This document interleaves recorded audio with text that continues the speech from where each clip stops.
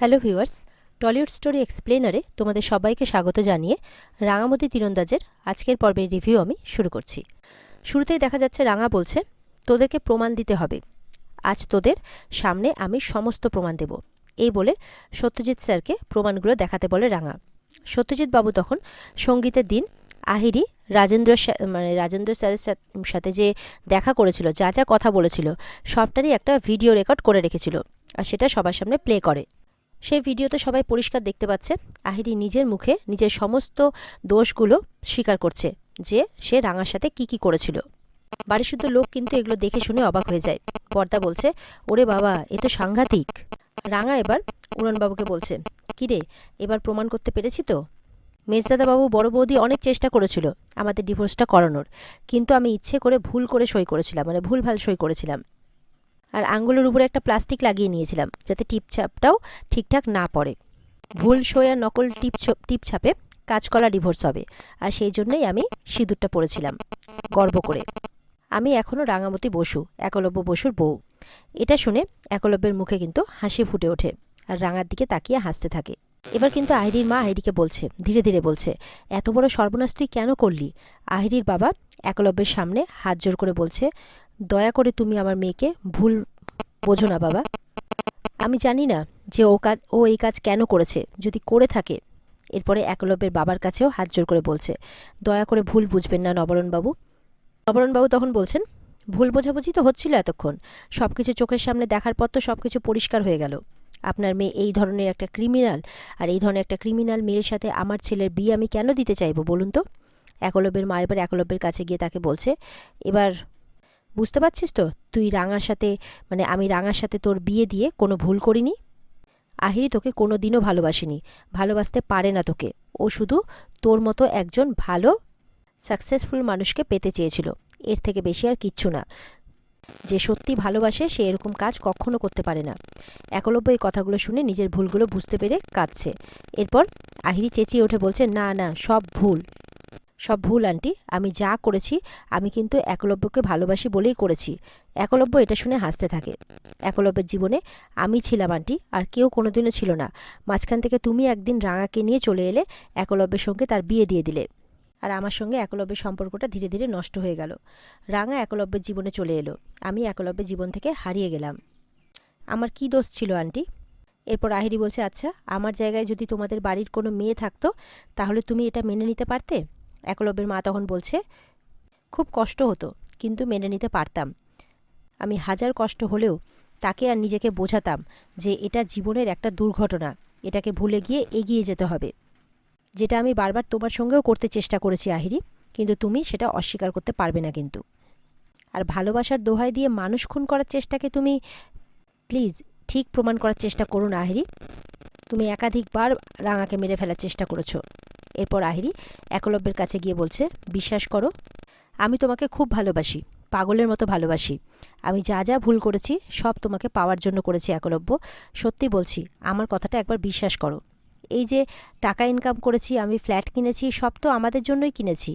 আমি রাঙাকে অনেকবার বোঝানোর চেষ্টা করেছি আমাদের মাঝে না আসতে, কিন্তু ও তোমার কথা শোনেনি, আমার কথা শোনেনি। তারপরে আমি নিজেকে সামলাতে না পেরে এই স্টেপগুলো নিয়েছি, এই ভুল কাজগুলো করে ফেলেছি। একলব্য এরপর আহিরিকে আর সহ্য করতে না পেরে তার উপর রেগে গিয়ে চেঁচিয়ে ওঠে, বলে, একদম চুপ করো। তাই বলে তুমি একটা মানুষকে মেরে ফেলার চেষ্টা করবে? হ্যাঁ, তুমি কি ভেবেছো আমি এরকম একটা মেয়ের সাথে জীবন কাটাবো, যে একটা খুনির সঙ্গে জীবন কাটাবো? আমি জীবনেও না। আহিরি বলছে, তুমি আমাকে ভুল বুঝছো। একলব্য বলছে, আমি কিছু বুঝছি না, আমি এবার যা বুঝছি সব ঠিক বুঝছি। আমাকে সব কিছু আগেই বোঝা উচিত ছিল। এমনি তো অনেক কিছু আমার চোখের সামনে আগেই পরিষ্কার হয়ে গিয়েছিল। তুমি কি ভাবছো তুমি একটা সুন্দর লাইফ কাটাবে, একটা ফ্ল্যাট কিনছো, তোমার লাইফস্টাইল আলাদা করছো, আমার মনে কোনো জানার কৌতূহল জাগেনি? কৌতূহল জেগেছে। তারপরে তুমি নাইট ক্লাবে পার্টি করছো রাত্রিবেলা, সবই আমি জানতাম। জেনে শুনে চুপ করেছিলাম যে হয়তো একদিন এগুলো সব কিছু ঠিক হয়ে যাবে, সব পাল্টে যাবে, সব তুমি আর করবে না এই কাজগুলো। আমি মনে মনে ভাবতাম যে ভেতর থেকে তুমি একটা ভালো মানুষ, কিন্তু আজ আমি বুঝে গেছি তুমি একটা অসৎ মানুষ। এতগুলো ক্রাইম করেছো তুমি, সেগুলো নিজের সুখের জন্য করেছো। নবরণবাবু এবার বলছে, সত্যজিৎবাবু, আপনি আইনের পথেই চলুন। আপনার যেটা ঠিক বলে মনে হচ্ছে আপনি সেটাই করুন। আপনার যদি মনে হয় যে এই জঘন্য মেয়েটিকে এক্ষুনি আপনি অ্যারেস্ট করে নিয়ে যাবেন, তাহলে আপনি সেটা করতে পারেন। এরপরে আহিরির বাবা হাত জোর করে বলছে, দয়া করে এরকমটা করবেন না, আমার মেয়ের জীবনটা নষ্ট হয়ে যাবে। আহিরির মা বলছে, আজ তো মেয়েটাকে বিয়ে দিয়ে আপনাদের বাড়িতে পাঠাতে চেয়েছিলাম। আজকে তো মেয়েটার বিয়ে। আপনারা জানেন তো একটা মেয়ের বিয়ে ভেঙে গেলে কতটা কষ্ট হয় নবরণবাবু। এটা করবেন না প্লিজ। এরপর আহিরির মা রাঙার কাছে গিয়েও হাত জোর করছে, রিকোয়েস্ট করছে। রাঙা বলছে অন্যায় শাস্তি তো ওকে পেতেই হবে। এটা শুনে আহিরির রাঙার উপরে চিৎকার করে ওঠে, বলছে বেশি বাড়াবাড়ি করো না। আমি তোমাকে বলেছিলাম না, একলব্য যদি আমার না হয় তাহলে একলব্যকে আমি কারোর হতে দেব না, একলব্যকে আমি ধ্বংস করে দেব। তুমি কেঁদে কেটেও কুল পাবে না। আমি তোমাকে বলেছিলাম না যে একলব্যের সঙ্গে অনেক ঘনিষ্ঠ মুহূর্তের ভিডিও ফটো আমার কাছে আছে। এটা শুনে একলব্য সহ বাড়িশুদ্ধ লোক কিন্তু অবাক হয়ে যায়। বৃন্দা বলছে, বা তোমার মধ্যে তোমাদের মধ্যে সব রকমের সম্পর্ক ছিল নাকি? তাহলে তো বিয়ে করা ছাড়া একলব্যের আর কোনো মানে কিছুই বাকি উপায় নেই। ময়না বলছে, ঠিকই তো, সবই কিছু যখন বিয়ের আগে হয়ে গেছে তাহলে তো। একলব্য এবার কিন্তু খুব রেগে যায়, রেগে গিয়ে বলছে, মেজ বৌদি তুমি চুপ করো। আর আহিরিকে বলছে, তুমি কিন্তু একটা বড় ভুল করছো। তুমি কেন এসব কথা বলছো? আমি তোমার সাথে কখনো এসব করিনি। আহিরি বলছে, ও রিয়েলি? একলব্য, আমার কাছে প্রমাণ আছে। আমি তোমার এগেনস্টে বিয়ের প্রতিশ্রুতি দিয়ে সহবাসের মামলা করব। একলব্য কিন্তু এরপর খুব টেনশনে চলে আসে। আহিরি এরপর আরও বলছে, আমাকে টর্চার করো না, অত্যাচার করেছো, টর্চার করছো, কিন্তু বিয়ে করনি। এইসব কথা আমি পুলিশকে বলবো। সত্যজিৎকে বলছে, আপনি আমাকে অ্যারেস্ট করতে এসেছেন না, করুন, কিন্তু তার আগে আপনাকে একলব্য বসুকে অ্যারেস্ট করতে হবে। ও আমাকে বিয়ের প্রতিশ্রুতি দিয়ে বছরের পর বছর আমার সাথে সহবাস করেছে। একলব্যের মা এরপরে আহিরিকে বলছে, তুমি এবার তোমার সীমা ছাড়িয়ে যাচ্ছ। আহিরি বলছে, সীমা ছাড়িয়ে যাচ্ছে তোমার ছেলে আন্টি, আর আমি রাঙাকে বলেছিলাম নিজের লিমিটে থাকতে, না হলে কিন্তু আগুন জ্বলবে। ও শোনেনি, এবার জ্বলুক আগুন। নবরণবাবু তখন বলছে, কি বলছে এই মেয়েটা? আমার আক্কু এরকম অন্যায় কাজ কখনো করতে পারে না। রাঙা তখন বলছে, কে বলছে পারে না? আহিরি দিদি যখন বলছে তখন উড়ানবাবু নিশ্চয়ই এই কাজ করেছে, আর তার প্রমাণটাও নিশ্চয়ই আহিরি দিদির কাছে আছে। তখন আহিরি বলছে, আমার কাছে প্রমাণ আছে। সত্যজিৎবাবু তখন তাকে সেটা দেখাতে বলছে। রাঙাও বলছে, হ্যাঁ হ্যাঁ, দেখিয়ে দে না সকলের সামনে। উড়নবাবুর মুখোশটা খুলে যাক, দেখিয়ে দে। একলব্যের মা তখন রাঙার মুখ থেকে এইসব কথা শুনে রাঙাকে বলছে, তুই কি বলছিস এইসব? রাঙা বলছে, কি বলছি এক্ষুনি দেখতে পাবি। আহিরি কিন্তু এবার তার মোবাইলে সেই ফটোগুলো আর ভিডিওগুলো খুঁজতে থাকে। শেষে কিছুক্ষণ ধরে খোঁজার পরও পায় না। তখন রাঙা বলছে, থাক আহিরি দিদি, ছেড়ে দে, তোর কাছে কোনো প্রমাণ নাই, তুই শুধু শুধু উড়নবাবুর নামে মিথ্যে কথা বলছিস। আহিরি তখন বুঝতে পেরে গেছে, আর রাঙাকে বলছে, তোমাকে আমি দেখিয়েছিলাম না, তুমি আমার ফোন থেকে ডিলিট করে দিয়েছো। তুমি আমার ফোন কিভাবে পেলে, পাসওয়ার্ড কিভাবে জানলে? রাঙা বলছে, থাক আহিরি দিদি, তোকে আর নিজ কাজ করতে হবে না। এরপর সত্যজিৎকে বলে যে আপনি আহিরি দিদিকে ধরে নিয়ে চলে যান। সত্যজিৎবাবু এরপর ফোর্সকে বলে আর কি যে আহিরিকে আটক করার জন্যে। আহিরি ওদিকে একলব্যকে বলেই যাচ্ছে, আমাকে প্লিজ এইভাবে নিয়ে যেতে দিও না। আর একলব্যের হাত ধরে বলছে, আমার কোনো দোষ নেই, সব দোষ রাঙার, বিশ্বাস করো, রাঙা লোভের জন্য এইসব করছে। একলব্য এরপর কিছু না বলে আগে আহিরির হাতের থেকে নিজের হাতটা ছাড়িয়ে নেয়। রাঙা এরপর আহিরিকে বলছে, তুই যদি উড়নবাবুকে সত্যি ভালোবাসতিস তাহলে আমি কিচ্ছু বলতাম না, বিশ্বাস কর। আমি জোর করে কোনোদিনও উড়নবাবুর ভালোবাসা পেতে চাইতাম না, কারণ আমি তো জানতাম তোরা দুজন দুজনকে ভালোবাসিস, বিয়ে করবি, সংসার করবি, এখানে আমার কোনো জায়গাই নেই। তবু এই মানুষটা আমার দায়িত্ব নিয়েছিল, আমার জীবনটাকে সুন্দর করার দায়িত্ব নিয়েছিল, আমার সারা জীবনের মতো আমাকে প্রতিষ্ঠা করতে চেয়েছিল লাইফে, সেটা করেওছে। তার জন্য আমি এই মানুষটার কাছে সারা জীবনের জন্য ঋণী হয়ে গেছি। আমার কাছে ভালোবাসার মানে হচ্ছে ত্যাগ রে।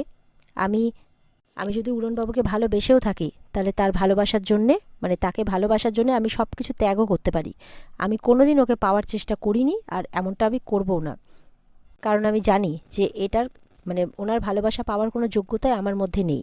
এই সহজ কথাটা তুই বুঝতে পারলি না আহিরি দিদি, আর বোকার মতো নিজের ভালোবাসাটাকেই এইভাবে ভালোবাসাটার পতন ঘটালে এইভাবে। আমি তো তোদের ভালোবাসার জন্য আমার সব অধিকারটাও ছাড়তে রাজি ছিলাম। সত্যজিৎবাবু বলছেন তার লোকেদের যে আজকে সারা রাত ওকে এখানে দেখে রাখতে হবে, গার্ড দিতে হবে, কালকে সকাল হলে ওনাকে নিয়ে যেতে হবে। আহিরিকে ধরে নিয়ে যাচ্ছে, আর আহিরি চিৎকার করতে করতে যাচ্ছে, আমি যা করেছি তোমাকে পাওয়ার জন্য করেছি একলব্য। আর ওদিকে আহিরির বাবা মা তার পেছন পেছন দৌড়চ্ছে। এরপর একলব্য কিন্তু রাঙার দিকে তাকিয়ে আছে, একলব্যের চোখে জল। রাঙাও একলব্যের দিকে তাকিয়ে আছে। কোথাও না কোথাও একলব্য রাঙার জায়গাটা বুঝতে পারে। রাঙার সাথেও তো একলব্য রাঙাকেও তো অনেক কথা শুনিয়েছে, ভুল বুঝেছে, সেটাও সে বুঝতে পারে। এদিকে একলব্য কিন্তু বাড়ির ঘরের মধ্যে ঢুকে জিনিসপত্র ছোড়াছড়ি করছে, নিজেকে সামলাতে পারছে না। তার মা এসছে, নিজেকে সামলা আক্কু, নিজেকে সামলা। বলে আহিরি এই বাড়িতে এখনও কি করছে, কেন ওকে ধরে নিয়ে চলে যাচ্ছে না? আমি ওকে এই বাড়িতে এক মুহূর্তের জন্য কিছু সহ্য করতে পারছি না কিন্তু।